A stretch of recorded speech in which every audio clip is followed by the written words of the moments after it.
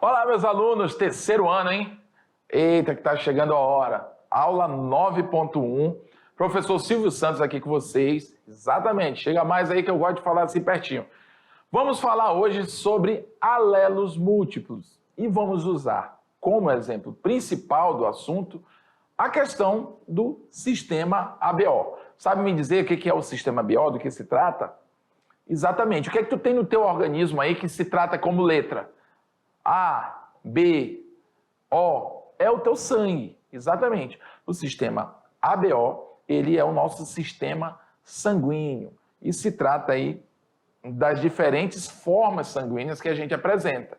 A gente sabe que tem sangue A gente sabe que tem sangue B, a gente sabe que tem sangue AB e a gente sabe que tem o sangue O, tá bom? Ah, professor, mas o meu não é só A, o meu é A positivo, né? Como é o meu mesmo, professor Silvio, o meu sangue é o A positivo.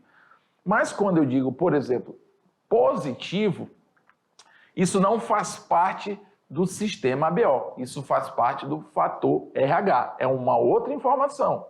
Entendeu? Foi uma outra pesquisa que foi feita. Então, todos nós temos ou não RH. Se nós temos, somos positivos. Se nós não temos, somos negativos. Mas nós somos A, por exemplo, se for um indivíduo A, independente dele ter o RH ou não, ele continua sendo A. Se ele tiver, A positivo. Se não tiver, A negativo. E assim, nós falamos com todos os outros sangues, tá bom? Joga na tela aí, vamos dar uma olhada no que tem para hoje aí. Vamos lá, joga aí na tela. Então, sistema ABO, tá? Alelos múltiplos vão ser abordados hoje aqui, tá? Sistema ABO, fator RH, eritroblastose fetal. Então, ó, como eu falei, logo aqui no início, deixa eu passar aqui para a nossa canetinha mágica. Né? Logo no início, tá? Eu falei sobre a questão do sistema ABO. Tá? Esse é o que vai reger nossa aula. Mas sistema ABO está dentro de alelos múltiplos. É um exemplo de alelos múltiplos, tá bom? Sistema ABO, fator RH, como eu acabei de falar, vamos estar vendo também, e a eritroblastose fetal, que tem a ver com a questão de um filho ser de um sangue diferente do que a sua mãe possui. Isso na fase ainda fetal. Isso pode acarretar alguns problemas. Ah, mas é qualquer sangue. Qual é a dinâmica? É só quando for positivo, só quando for negativo? Quando o filho for positivo e a mãe for negativo? Ou é o contrário? Entendeu? A gente vai falar sobre isso aí durante essa aula. Lá para o final da aula a gente fala sobre isso. Por enquanto, alelos múltiplos é a parte mais interessante, tecnicamente falando, dessa aula, né? Por quê? Porque é nela que a gente vai entender toda a dinâmica sanguínea. Habilidades: entender os componentes hereditários, suas aplicações na engenharia genética e as questões éticas envolvidas. 2. Compreender a herança genética ligada, restrita e influenciada pelo sexo, identificando as anomalias ligadas a cada herança. Beleza. Alelos múltiplos. Que nome legal. Alelos múltiplos. Ou também pode ser chamado de polialelia, tá? Alelia vem de alelos. Deixa eu mudar aqui a cor. Alelia vem de alelos, tá? Alelos. E poli, no caso aqui, vem o quê? De vários, tá bom? Ou pelo menos mais de 2, tá? Quer dizer que já possui uma variedade. Então, vários alelos. Alelos múltiplos são a mesma coisa, múltiplos alelos, tá? Então, alelos múltiplos ou polialelia significa o quê? Que existem 3 ou mais tipos de alelos, ou seja, 3 ou mais tipos de genes, distintos para mesmo locus cromossômicos. Ou seja, o gene que vai determinar o meu sangue, ele é o mesmo, sempre, tá? O gene em si. Só que existem vários tipos desse gene, ok? Nós temos lá um gene que vai ficar responsável pelo sangue, tá? Ou seja, mas esse gene ele pode ter características diferentes. Se for um gene que ele pode ser um genezinho que a gente chama de I, a gente chama de I, letra I, tá? Se ele for o gene IA, por exemplo, esse gene, esse sangue vai ser A. Se ele for um gene IB, essa pessoa vai ser B. Se ele for um gene Izinho, ele é recessivo. Então, se a pessoa for Izinho, por exemplo, né, ela vai ser O, no caso, tá? Então, e quando ele for IA, por exemplo, e B, a pessoa vai ser AB, tá bom? Então, vocês conseguem perceber, o gene é o mesmo, é o I. Só que existem variações desse gene. Pode ter o I do tipo A, pode ter o I do tipo B e pode ter o Izinho, tá bom? Então, isso a gente consegue perceber que existem várias versões de um mesmo gene. Agora, isso só é com relação ao sistema sanguíneo? Não. Eu estou dando esse exemplo aqui, é porque a gente já está na vibe aqui do sistema sanguíneo. Tá bom? Mas isso também é muito usado na pelagem de coelhos.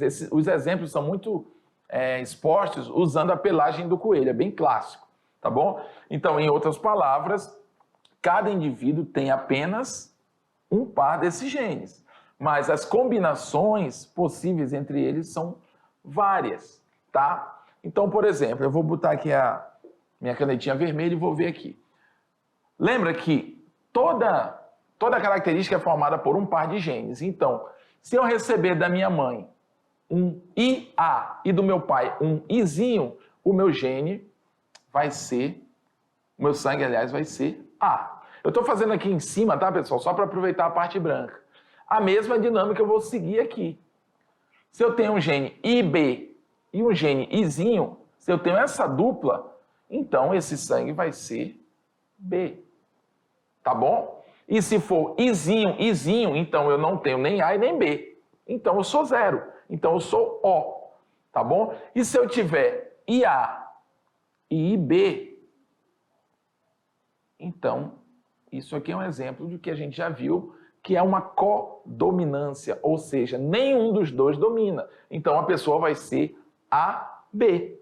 Tá bom? Então vamos lá entender melhor. Como sabemos, genes alelos são aqueles que atuam da determinação de um mesmo caráter, tá? E estão presentes no mesmo locus, ou loci, né, que a gente chama de locus. Em cromossomos homólogos, ou seja, os cromossomos que estão lado a lado, eles possuem na mesma região um gene, cada um do seu lado, claro, eles possuem genes responsáveis por uma característica, tá bom? E esses genes, somando um com o outro, eles vão formar a característica. Só que no caso da polialelia, dependendo da versão do gene que tiver ali, a gente pode ter mais de um resultado. Até agora, só estudamos casos em que existiam 2 tipos de alelos para uma dada característica. Tá bom? Olha aqui para mim.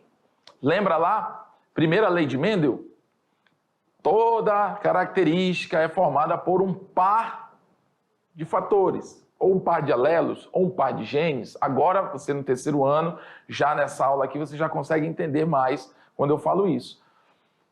Nós basicamente aprendemos isso, que um par de fatores são responsáveis por uma determinada característica. Ou seja, eu recebi um azão, um exemplo, um azão do meu pai e um azinho da minha mãe. Essa combinação dessa dupla vai gerar em mim a cor do meu cabelo, ou seja, uma característica que é condicionada por um par de fatores. Legal. Só que na polialelia, ou alelos múltiplos, esses fatores vão determinar cor de cabelo. Vão determinar isso. Vai continuar a mesma característica. Porém, podem existir várias versões desses genes. Então, elas não vão indicar só uma característica, loiro ou só preto. Vai ter o castanho, vai ter o preto, vai ter o ruivo, entendeu? O mesmo gene, os genes vão ter a mesma função, porém com versões diferentes. E essas versões podem apresentar características variadas, ou seja, é uma mesma característica, no caso que a gente está vendo ali, o exemplo é o sangue, é a mesma característica, tipo sanguíneo, que pode ser determinada por versões de genes diferenciados, que é o caso do I, né? Que pode ser do tipo A, do tipo B, Izinho, IA e IB, tá bom? Joga lá na tela. Vamos voltando agora, tem um exemplinho aqui que eu acho que vai ajudar a esclarecer, né? Ó, então, cromossomos de origem paterna, o azulzinho, tá? E aqui é de origem materna. Ah, já está ali escrito, professor, materno e paterno. Bom, beleza, mas é sempre bom, sempre tem um desavisado, tá bom? Então, vocês conseguem perceber. Por que eu digo que eles são homozigotos dominantes, esses dois aqui? Vocês percebem que eles estão no mesmo locus. O que é mesmo locus? Eles estão lado a lado, eles são alelos, genes alelos. Eles apresentam a mesma posição, mas cada um, respectivamente, em seu cromossomo. Então, homozigoto, porque é azão, são iguais, homozigoto, e dominante, por quê? Porque são, eles é que vão determinar a característica. Mais embaixo aqui você tem o heterozigoto, ou seja, genes diferentes um do outro. Um é Vzão, outro é Vzinho, tá bom? E aqui embaixo nós temos homozigoto recessivo, tá bom? Então, isso aqui são genes alelos. No caso da polialelia, o que vai acontecer? Vamos supor que existem várias versões do V. Tem o V1, tem o V2, tem o V3. Então, ele vai continuar nesse mesmo locus. Mas, dependendo da versão que parar aí, ele vai indicar uma característica. Se ele cair um V1, ele vai indicar a característica típica de V1. Se cair V2, ele vai continuar V2, Vzinho. Ele vai continuar fazendo par com esse daqui, ó. Mas ele vai indicar uma outra característica. Tá bom? Mas o fenótipo que ele está indicando é o mesmo. Por exemplo, aí, tipo sanguíneo. Tá? Não interessa quem vai cair ali. Vai ser determinada o tipo sanguíneo. E vai depender do gene que cair nesse locus. É que vai apenas diferenciar o tipo o tipo sanguíneo, mas a característica continua sendo sangue. Mas há casos em que há mais de 2 tipos de alelos estão presentes na determinação de um determinado caráter na população, né? Que é diferente daquilo que eu acabei de falar, da lei de Mendel, que a gente já viu lá nas primeiras aulas. Esse tipo de herança é conhecida como alelia. Tá bom? Vou dar uma voltadinha aqui. Polialelia, no caso. Então, a gente está acostumado que sempre um faz par com o outro. Ó, 1, 2, beleza. E esses dois vão determinar uma determinada característica. Legal. Só que na polialelia, né,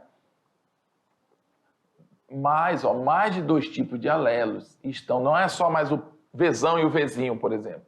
Existe aquilo que eu falei, vai existir um tipo de Vzão 1, um tipo de Vzão 2, um tipo de Vzão 3 e assim vai. Tá? Então, esse tipo de herança é conhecida como alelos múltiplos ou polialelia. O exemplo mais clássico que a gente tem é a pelagem do coelho. É um típico exemplo disso, né? É bem interessante e de fácil compreensão é a determinação da pelagem do coelho. Os alelos múltiplos ou polialelia. Beleza. A cor da pelagem do coelho ela é determinada por um gene que a gente chama de gene C. Tá bom? Esse gene, ele tem 4 tipos desse C. Existe o Czão, existe o CCH, existe o CH e o Czinho, que nesse caso aqui nem precisa desse A, tá? Esse Azinho aqui nem precisa, só o Czinho. Vocês entendem? O gene C, ele indica cor de pelo. Legal. Só que dependendo de qual tipo de C que cair no indivíduo, vai determinar a mesma característica, cor de pelo.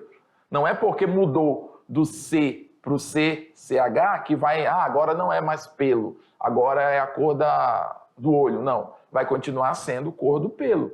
Porém, o alelo que caiu lá, ele vai indicar uma outra característica. Então, o Czão vai indicar a pelagem agute, ou selvagem, que a gente diz. O CH vai indicar, o CCH, né? Vai indicar a cochinchila, o CH vai indicar o Himalaia e o Czinho vai indicar o albino, que é esse branquinho aqui, ó, né? Que a gente conhece aí, que é eu acho que é o mais, pelo menos para mim é o mais conhecido, tá? E elas dominam uns sobre os outros, tá bom? O C vai dominar o CH, o C mais o CH vão dominar, o C vai dominar o CCH, o C e o CCH vão ser dominantes sobre o CH, que por sua vez, juntamente com todos esses três, com todos os dois, aliás, vão ser dominantes sobre o Czinho, ou CAzinho, pode dizer assim. Entendeu? Então, aqui nós temos uma polialelia. São características, nesse caso aqui, cor do pelo, que pode ser determinada por vários genótipos. Ou seja, vários genes, eles podem indicar, aliás, várias versões de um mesmo gene podem indicar essa característica, uma mesma característica, tá bom? O quadro abaixo representa as combinações entre os alelos e os fenótipos resultantes. Então, em que casos nós vamos ter um coelho com pelagem agute? Quando ele for Czão, quando ele for Czão CCH, quando ele for Czão CH e quando ele for Czão e CAzinho, né? Ou Czinho. Podemos ver assim também. Vocês podem encontrar só como Czinho e não como esse CA, tá bom? Então você percebe que o genótipo, quando ele contém o C, o Czão, ele vai dominar em todas as situações, não importa quem caia com ele. No caso da chinchila, né? A chinchila, lembrando que é o CCH, esse que é o gene responsável por esse tipo de coelho, de pelagem. Ela só vai acontecer quando, né, ela vier em homozigose, CCH, CCH.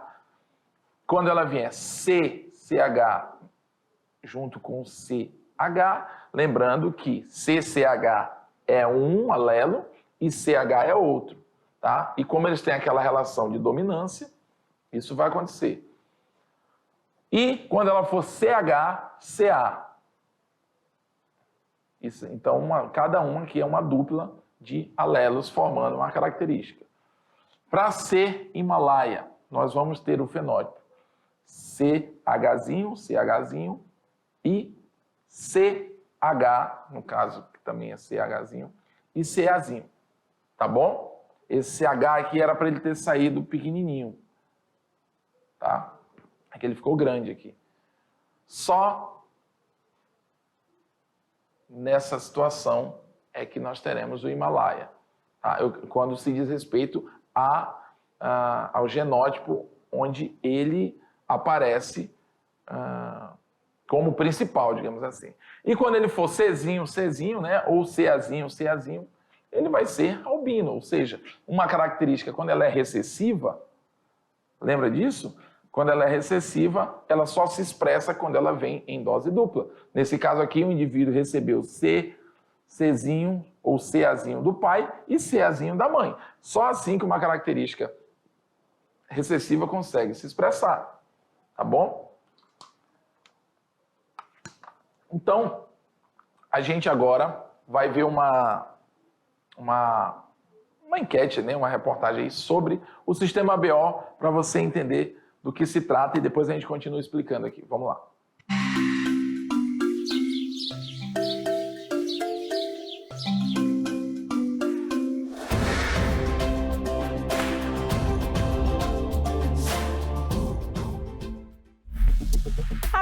vamos falar um pouco mais sobre doação de sangue. Doar sangue é ter a responsabilidade de compartilhar o que temos de mais precioso. A doação de sangue acontece em hemocentros, aqui em Porto Velho, na Fundação Emeron, FEMERON. A manutenção dos estoques de sangue em níveis seguros em todo o país depende da doação regular de sangue, que ainda é feita por uma pequena parcela da população brasileira. Diego é um desses. Pelo menos 4 vezes ao ano vem ao Hemocentro fazer o gesto de solidariedade. Começou a doar sangue aos 18 anos de idade e nunca mais parou.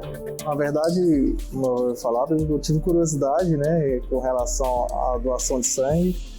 E aí, por motivo também de um parente ter precisado, né, antes da maioridade, e não ter conseguido doar, e acabei que indo, na verdade, no Ceará, né, comecei a doar sangue no Ceará, e com os 18 anos, e depois, desde então, não parei. Tem 7 anos que eu estou aqui e continuei a doação aqui no estado de Rondônia. Doação de sangue é um processo pelo qual um doador tem seu sangue coletado para armazenamento em um banco de sangue ou hemocentro para o uso posteriormente em uma transfusão de sangue ou conforme a necessidade. Uma bolsa de sangue pode salvar até 4 vidas. Uma bolsa pode gerar até 4 seriam 4 doações, ou um sangue total, ou 4 derivados, onde você possa usar só o plasma, ou só plaquetas, ou concentrado de hemácias, ou sangue total, quer dizer, uma série de coisas que pode ser usada na medicina hoje. Quer dizer, uma bolsa pode virar até 4 tratamentos. A pessoa que venha e já faça toda a sua avaliação para ser doador de medula também, no caso de uma necessidade, né? E que a gente tenha rotineiramente sangue para ser utilizado em todas as necessidades do estado inteiro. Isso é o ideal, né? Esse doador é o que mais se precisa. E a gente vive com as intercorrências. O acontecimento da endemia com a Covid atrapalhou bastante. É lógico, atrapalhou em tudo, todo mundo, em todas as condições. Mas a necessidade de sangue continua a mesma. A retirada dos hemocomponentes é feita por um processo de centrifugação e separação. Primeiro, o plasma é separado das hemácias. Em seguida, ele é novamente centrifugado para a separação das plaquetas. O sangue é um tratamento universal, não tem faixa etária, não tem classe social, não existe se é hospital particular ou é público, desde cirurgias eletivas, tratamentos, doenças, emergências. Então, a necessidade de se ter sangue hoje na medicina para tratar necessidades de todos os tipos é vital e nunca se sabe quem vai precisar. No Brasil, pessoas com idades entre 16 anos, com autorização ou acompanhado pelo responsável, até os 69 anos de idade, podem doar sangue.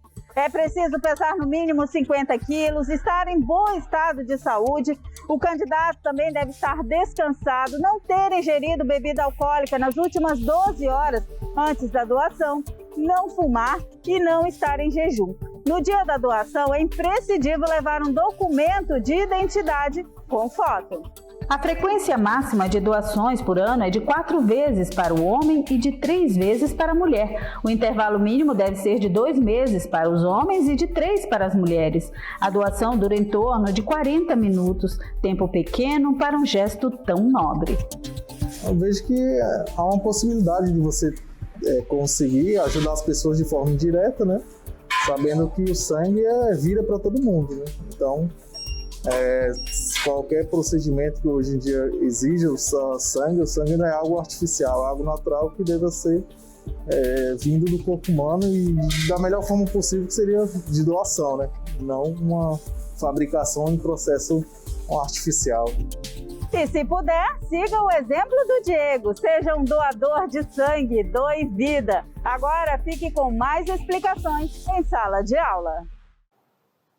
É isso aí, pessoal. Vocês viram, então, a importância que o sangue tem para a sobrevivência, até mesmo para a nossa existência, né? O sangue, ele tem como uma das principais funções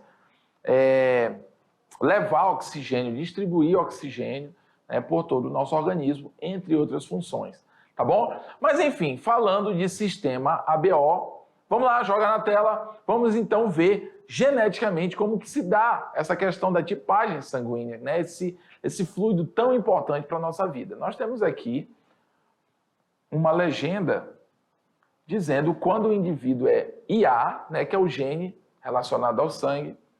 Quando ele é Izinho, ele vai ter essas duas pontinhas vermelhadas assim, né, essas duas carreirinhas. E quando ele for IB, ele vai ser verdinho.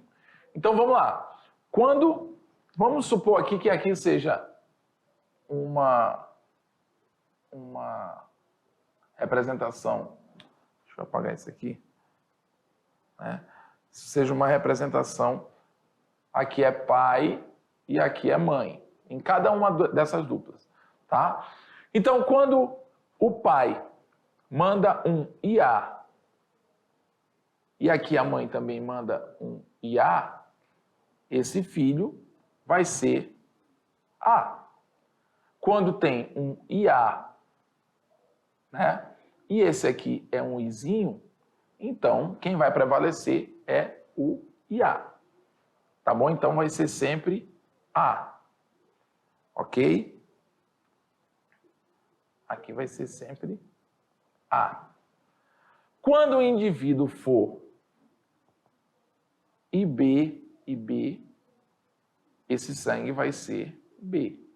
Quando ele for IB, Izinho, esse sangue vai continuar sendo B. Porque o IB, o verdinho, vai sempre prevalecer com relação ao Izinho, que é esse indivíduo aqui. Tá? Quando ele for vermelhinho aqui, ó, ou seja, IA de mãe, de pai, aliás, e quando ele for IB, né, de mãe. Vocês estão vendo que é A e B, eles são dominantes, ambos são dominantes. Então aqui nenhum dos dois prevalece. A pessoa vai ser AB, é o que a gente tem aqui de codominância. É um exemplo de codominância. Tá? A pessoa só vai ser O quando ela for Izinho de pai e quando for Izinho de mãe. Lembra? Características recessivas só se manifestam quando a gente recebe daquela duplinha lá da primeira lei de Mendel, quando a gente recebe recessivo de mãe e recessivo de pai. Só assim essa característica vai se expressar, tá bom? Então, tem pessoas que pensam, o A é mais forte do que o B. Não, não tem essa. A e B, nenhum domina sobre o outro, tá bom? A pessoa vai ser AB. Se ela tiver a genética de A e de IB, ela vai ser AB. Então, continuando. Então, essa descoberta se deu com esse cara aqui, ó. Ele, o Landster, né? Ele foi o descobridor. Ele percebeu que determinadas pessoas, né, quando misturavam as hemácias, formavam aglomerados semelhantes a coágulos, ou seja, como se o sangue coagulasse. Ele percebeu que o sangue de um indivíduo, ele podia não ser compatível com outros, entendeu? Então, ele pensou assim, meu Deus, por que esses indivíduos, quando eu transfiro sangue de um para o outro, acontecem algumas reações. Então ele pensou, existe alguma coisa nesse sangue que não é compatível com esse. E ele foi pesquisar sobre isso. E nessa pesquisa ele descobriu que existiam alguns elementos presentes no sangue que de repente não eram compatíveis com o outro indivíduo. E ele foi procurando e acabou achando essa característica. Ele foi nomeando esse tipo de sangue. Ele nomeou como A, esse tipo de sangue, por exemplo, ele nomeou como B, né? Mas isso baseado em quê? Baseado nas imunoglobulinas que a gente viu ainda há pouco. Lembra que eu usei a letrinha I? Imunoglobulina A. Então, IA, esse fulano, ele tem um sangue do tipo A. Aquele que tem o antígeno B, ele é chamado de IB. Portanto, esse sangue, ele vai ser o sangue B. E aqueles que não tinham, eles chamaram de zero. Só tinham, né, o que chamam de Izinho. Não é que é zero, pessoal, é porque o zero se parece com o O. Né? Eles não iam colocar AB0, então colocaram ABO. Entendeu? Foi por isso que ficou esse sistema ABO. E nós não temos só o sistema ABO, não, né? O sistema ABO, ele é o sistema sanguíneo do ser humano, tá bom? Então foi esse cara, né, Landsteiner, que acabou sentindo a necessidade de pesquisar sobre isso, tá bom? Mas tem uma coisa interessante, ele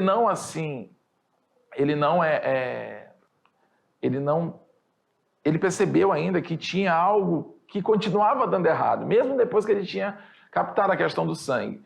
Lembra que eu falei lá no início da aula, tem uma outra informaçãozinha também, que é o fator RH. O fato de eu ser A não significa que qualquer outra pessoa A possa receber. Tem que ver se ela é positiva ou negativo. Tem que ver se eu sou positivo ou negativo também para ver essa compatibilidade. Tá bom? Vamos lá, continuando a nossa aula. Joga na nossa tela. Então, Landsteiner concluiu que determinadas pessoas têm sangues incompatíveis, né? E, de fato, as pesquisas posteriores comprovaram isso. Então, nós temos ali a hemácia correndo no sangue. Ele percebeu que algumas hemácias tinham características que ele chamou de características A, antígenos A, né, na sua superfície, e as que tinham antígeno B, e aquelas que não tinham, tá bom? Revelaram a existência de diversos tipos sanguíneos nos diferentes tipos da população.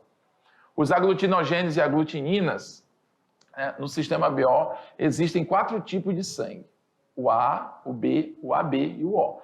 Esses tipos são caracterizados pela presença ou não de certas substâncias na membrana das hemácias, tá bom? Exemplo, os aglutinogênios, e pela presença ou ausência de outras substâncias, as aglutininas, no plasma sanguíneo. Então vamos lá. O grupo A, né, ele tem o quê? Ele tem as aglutininas anti-B, ou seja, ele não aceita o B. Assim como o B tem o anti-A.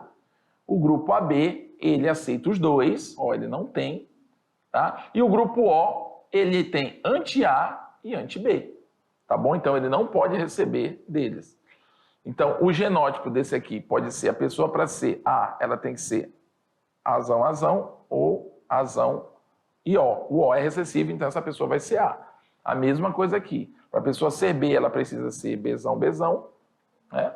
Ou B0, ou BO, digamos assim. Vai ser quem vai prevalecer o sangue B. No caso AB, qual a dominância? Nenhum dos dois domina, vai aparecer os dois sangues, e aqui, né, ela não vai apresentar, aliás, para ela ser sangue O, ela tem que ser Izinho, então ela vai apresentar o sangue O, beleza? O de pai e O de mãe, digamos assim. Então aqui a gente tem, quem pode doar para quem? O A pode doar para o AB, tá bom? Pode doar para ele mesmo, claro, né? O AB não pode doar para o B e nem para o A, ele só pode receber, ele é o receptor universal. O O doa para o A, doa para o B e doa para o AB. Então, ele é o doador universal. Esse aqui é o receptor universal, tá bom? Como ocorre a herança dos grupos sanguíneos no sistema ABO? Fenótipos, né? No caso do A, aquilo que eu falei no início, Iazão ou IA, entendeu? IA, Izinho. Então, essas são as formas de genótipos para resultar no sangue A. E assim sucessivamente, do sangue B, do sangue AB, e do O precisa ser o quê? Izinho de pai e Izinho de mãe. Fator RH. Vamos dar uma olhada de novo aí numa outra enquetezinha, numa outra reportagemzinha sobre esse assunto aí. Vamos lá.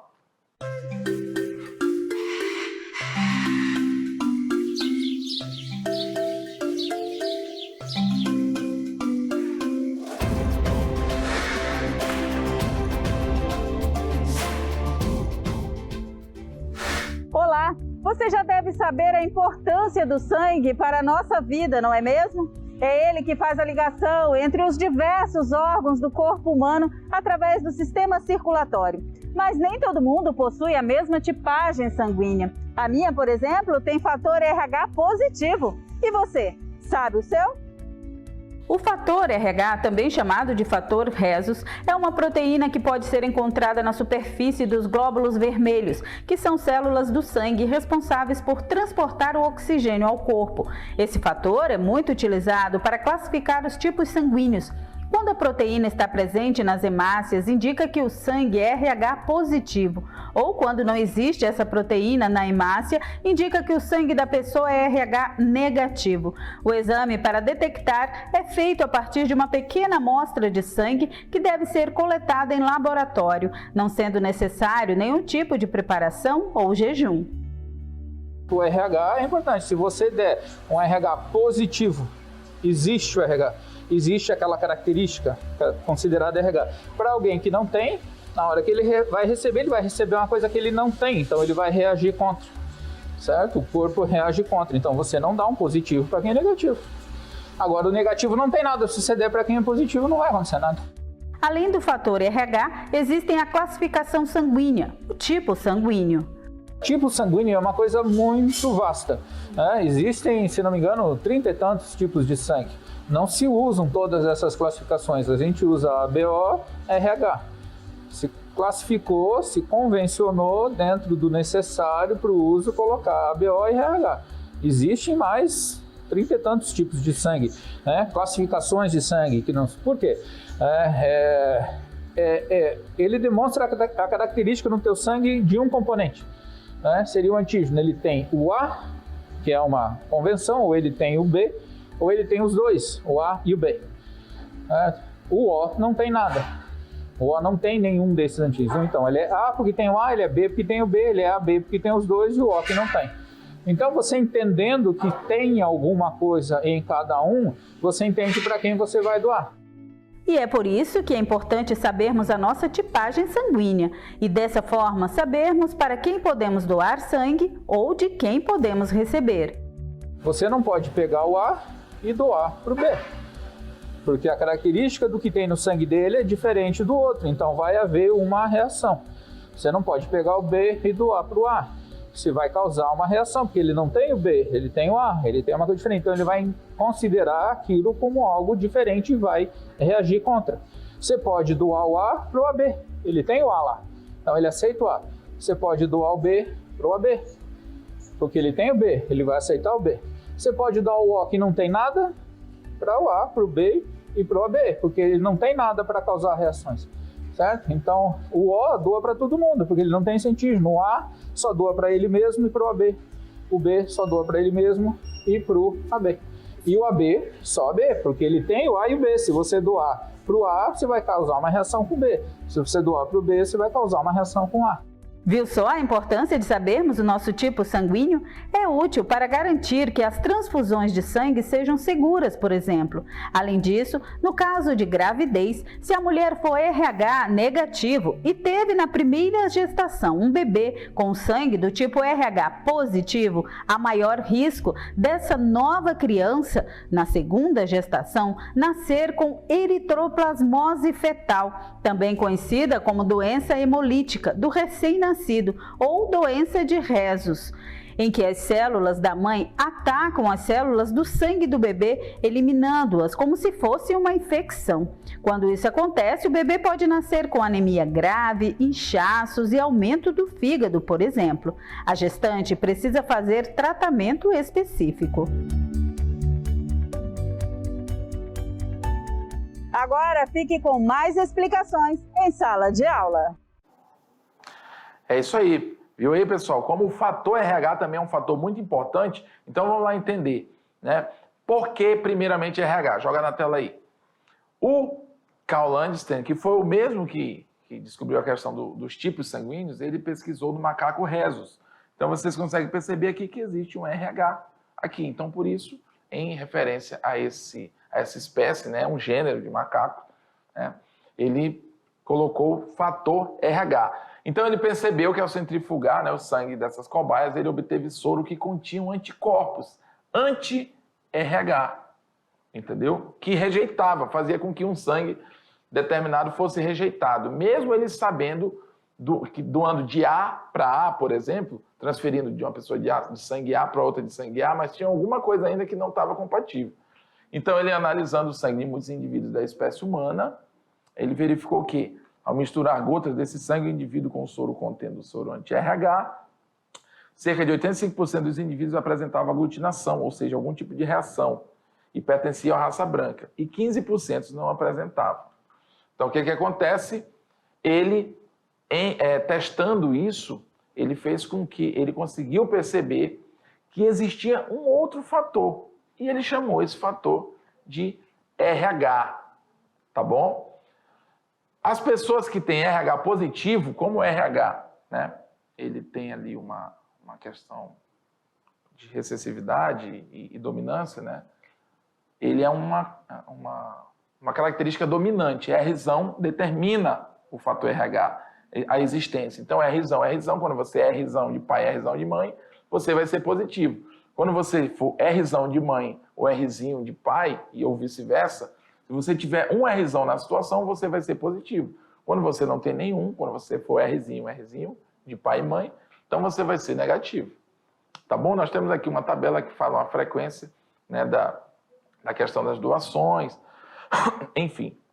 Mas isso aqui é só um demonstrativo, até pelo tempo aqui, eu preciso dar uma andada mais rápida aqui com a situação. Né? Compatibilidade no sistema BO, né? Então, como eu falei ainda há pouco, o A pode doar para o A mesmo, pode doar para o AB, tá? O B pode doar para ele mesmo e pode doar para o AB pode receber de todos e o O doa para todos. Mas é importante levar em consideração o fator RH. O O pode doar para todos? Pode. Mas o O mesmo, realmente universal, ou seja, o doador universal é o O negativo, que ele não vai levar nada que o outro não tenha. Então, ele pode ser doado para todos. O O positivo pode doar para todos? Pode, contanto que esse outro seja positivo também. Tá bom? Temos aí a eritroblastose fetal, que é um problema muito sério que acontece ainda com a criança na barriga da mãe ou no ventre da mãe. Tá bom? No útero materno. Uma doença provocada pelo fator RH, tá? Eritroblastose fetal ou doença hemolítica do recém-nascido, caracterizada pela destruição das hemácias do feto ou do recém-nascido. As consequências dessa doença são graves e podem levar a criança a óbito. Tá bom? Então, como é que ela vai acontecer, pessoal? Aliás, os sintomas. Os sintomas no recém-nascido que podem ser observados são anemia, né, devido à destruição das hemácias, portanto, icterícia, né, aquela amarelidão, leva à destruição das hemácias, ocasionando a produção maior de bilirrubina, indireta que não pode ser convertida no fígado. Por isso, essa cor amarelada, devido à bilirrubina liberada no plasma. Após a sua persistência ou aparecimento de uma doença chamada Kernicterus, né? Que corresponde ao depósito de bilirrubina nos núcleos da base cerebrais, o que gerará retardo no recém-nascido. Então, a mãe ela é negativo, fator RH, tá? E o pai é positivo. Como o RH positivo ele é dominante, então essa criança vai acabar sendo positiva. Vocês conseguem prestar atenção aqui, ó, que a criança é positiva, mas a mãe é negativa. E isso vai fazer com que o corpo da mãe produza anticorpos contra a presença do filho. É como se ela estivesse reconhecendo um corpo estranho, tá bom? Isso vai sensibilizar a mãe, o organismo da mãe, para produzir anticorpos contra o sangue positivo, que é o sangue do filho, tá bom? E isso vai acontecer de que forma?